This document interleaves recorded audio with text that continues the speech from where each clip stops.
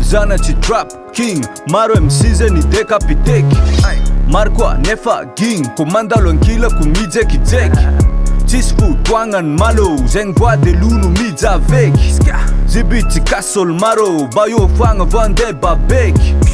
Zeng foskin dam teki, rap no masiswen tum seki. Zeng afapo jabum peki, fuck it nyanchi zeng chiteki.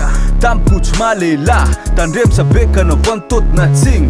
Papa besin dos ngam nashin tok mayanga nachi because manging. Punchku marang tribe, sevo kasin jab rota. Zibi DAC fotska de zana dublo roto. Flow fonti be illimité kon kota. Zenchi DAC na mada gengi jab voto.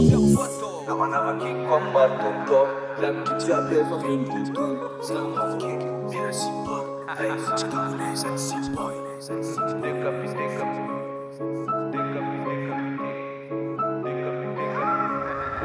Dekapiteki, dekapiteki,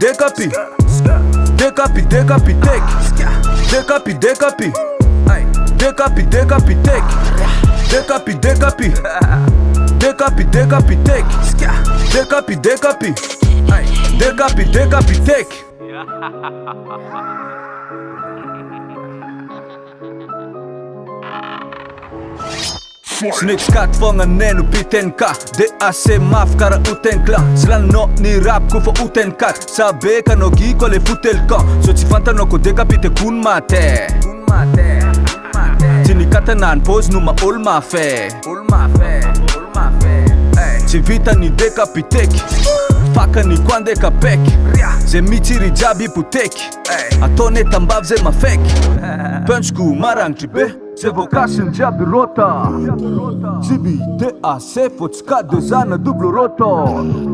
Flow fonti be illimité kon kota. Zenchi DAC na mada gengi jab voto. Nama king kombar tonto, lam kijabe fin tu, slam king mira simple, ay chakule san simple,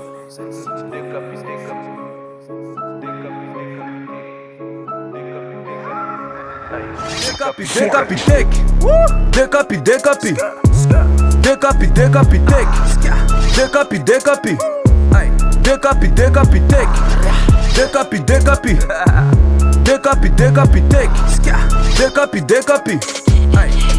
dekapiteki